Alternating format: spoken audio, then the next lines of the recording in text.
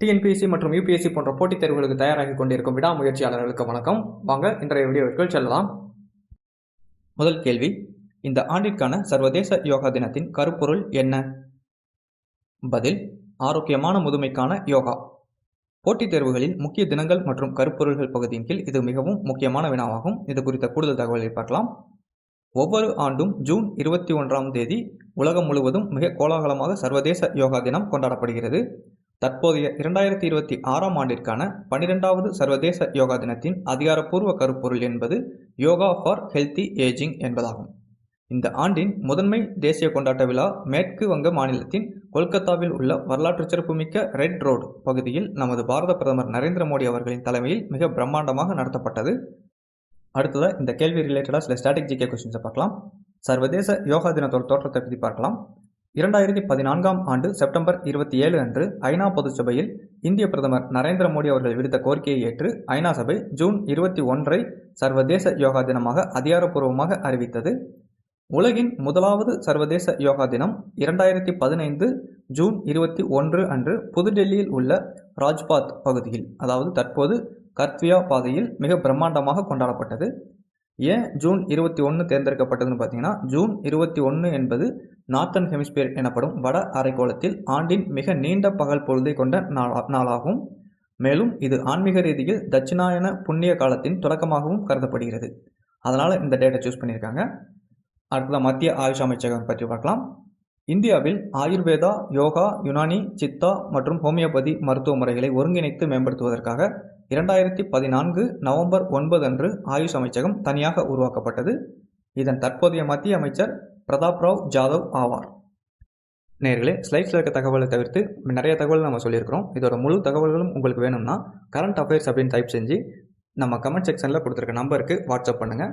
உங்களுக்கு முழு தகவல்கள் அலாங் வித் ஸ்டாட்டிக் ஜிகேவோட உங்களுக்கு அனுப்பி வைக்கிறோம். அடுத்த கேள்வி, உலக பொருளாதார மன்றத்தின் ஆற்றல் மாற்றம் குறியீடு 2026இல் இந்தியாவின் இடம் என்ன? பதில், 70வது இடம். இந்த கேள்வி சர்வதேச குறியீடுகள் எனும் தலைப்பின் கீழ் கேட்க வாய்ப்பு இருக்குது. இது குறித்த கூடுதல் தகவலை பார்க்கலாம். உலகளவில் தூய்மையான மற்றும் நிலையான ஆற்றல் பயன்பாட்டை நோக்கி நாடுகள் எந்த அளவிற்கு முன்னேறி வருகின்றன என்பதை மதிப்பிடும் வேர்ல்டு எக்கனாமிக் ஃபாரமின் எனர்ஜி டிரான்சிஷன் இண்டெக்ஸ் 2026 அண்மையில் வெளியிடப்பட்டுள்ளது. இப்புதிய சர்வதேச பட்டியலில் இந்தியா கடந்த ஆண்டை விட 2 இடங்கள் முன்னேறி 70வது இடத்தை பிடித்து மிகச்சிறந்த சாதனையை பதிவு செய்துள்ளது. 2026ஆம் ஆண்டிற்கான இப்பட்டியலில் முறையே ஸ்வீடன் முதலிடத்தையும், பின்லாந்து 2ஆம் இடத்தையும், டென்மார்க் 3ஆம் இடத்தையும் பிடித்து தங்களின் ஆதிக்கத்தை தக்க வைத்துள்ளன. ஆசிய நாடான சிங்கப்பூர் தனது வலுவான அரசாங்க கொள்கைகள் மற்றும் ஒழுங்குமுறைகள் காரணமாக ஒரே ஆண்டில் 10 இடங்கள் முன்னேறி 42வது இடத்தை பிடித்துள்ளது. இந்த கேள்வி ரிலேட்டடாக சில ஸ்டாட்டிக் ஜிகே கொஸ்டின்ஸை பார்க்கலாம். உலக பொருளாதார மன்றத்தை பற்றி பார்க்கலாம். இது 1971ஆம் ஆண்டு கிளாஸ் ஸ்வாப் என்பவரால் தொடங்கப்பட்ட ஒரு சர்வதேச லாப நோக்கமற்ற அமைப்பாகும். இதனுடைய அதிகாரப்பூர்வ தலைமையகம் ஜெனீவா நகரில் அமைந்துள்ளது. உலக பொருளாதார மன்றம் வேற என்னென்ன அறிக்கையெல்லாம் வெளியிடுறாங்கன்னு பார்த்தீங்கன்னா, உலகளாவிய பாலின இடைவெளி அறிக்கை, உலகளாவிய ஆபத்துகள் அறிக்கை மற்றும் பயண மற்றும் சுற்றுலா வளர்ச்சி குறியீடு ஆகிய முக்கிய குறியீடுகள் ஆண்டுதோறும் வெளியிடப்படுகின்றன. அடுத்த கேள்வி, உலக அளவில் நீர்வாழ் உயிரினங்கள் உற்பத்தியில் இந்தியா பிடித்துள்ள இடம் என்ன? பதில், 2ஆம் இடம். இதில் சீனா முதலிடத்தை பிடிச்சிருக்குது. இந்திய பொருளாதாரம் எனும் தலைப்பின் கீழ் கேட்க வாய்ப்பு இருக்குது இந்த கேள்வி. இது குறித்து கூடுதல் தகவலை பார்க்கலாம். ஐக்கிய நாடுகளின் உணவு மற்றும் வேளாண்மை அமைப்பு வெளியிட்டுள்ள சர்வதேச சோஃபியா என்னும் அறிக்கையின்படி உலக அளவில் நீர்வாழ் உயிரினங்கள் உற்பத்தியில் இந்தியா 2ஆம் இடத்தை பிடித்து சாதனை படைத்துள்ளது. இந்த சோஃபியா அப்படின்னா state of world fisheries and aquaculture என்பது ஃபுல் ஃபார்ம் ஆகும். கடந்த 10 ஆண்டுகளில் மேற்கொள்ளப்பட்ட தீவிர உள்கட்டமைப்பு மற்றும் கொள்கை உத்திகளால் இந்தியாவின் ஒட்டுமொத்த மீன் உற்பத்தி சுமார் 197 லட்சம் டன்னை கடந்து வரலாற்று சாதனை அளவை எட்டியுள்ளது. உலகளாவிய நீர்வாழ் உயிரின வளர்ப்பில் மட்டும் இந்தியாவின் பங்கு 12% உயர்ந்துள்ளது. இத்துறை நாட்டின் ஒட்டுமொத்த விவசாயத்துறையின் மொத்த மதிப்பு கூட்டப்பட்ட மதிப்பில் 7.43% பங்களிப்பை வழங்குகிறது. கடல்சார் மீன்பிடிப்பை தவிர்த்து உள்நாட்டு நீர்நிலைகள், அதாவது நதிகள், ஏரிகள் மற்றும் குளங்கள் மூலமாக உள்நாட்டு மீன்பிடிப்பில் இந்தியா உலக அளவில் முதலிடம் வகிக்கிறது.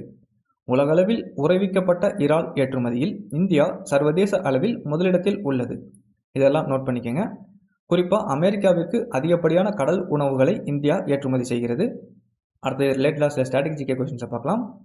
சென்ட்ரல் கவர்மெண்ட் வந்து இந்த மீன்வளத்துறைக்காக ஒரு ஸ்கீமை உருவாக்கியிருக்குது. அது என்னென்னு பார்த்தீங்கன்னா PMMSY, பிரதான் மந்திரி மத்ஸ்ய சம்பதா யோஜனா.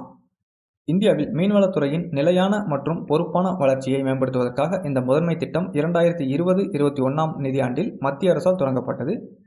அடுத்து நீல புரட்சியின் தந்தை யாருன்னு பார்க்கலாம். இந்தியாவில் மீன் உற்பத்தியை நவீன தொழில்நுட்பங்கள் மூலம் பெருக்குவதற்காக நீல புரட்சி கொண்டு வரப்பட்டது. இந்தியாவில் நீல புரட்சியின் தந்தையாக டாக்டர் அருண் கிருஷ்ணன் மற்றும் டாக்டர் ஹிரலால் சௌத்ரி ஆகியோர் கருதப்படுகிறார்கள். அடுத்த கேள்வி, ரீசெண்டாக டெலகிராம் ஆப்புக்கு மத்திய அரசு ரெஸ்ட்ரிக்ஷன்ஸை கொண்டு வந்தாங்க. அது ரிலேட்டடான ஒரு கேள்வி. தேர்வுத்தாள் கசிவு தடுப்பு நடவடிக்கையாக மத்திய அரசு டெலிகிராம் செயலியை தகவல் தொழில்நுட்ப சட்டத்தின் எந்த பிரிவின் கீழ் கட்டுப்படுத்தியுள்ளது? பதில், பிரிவு 69A.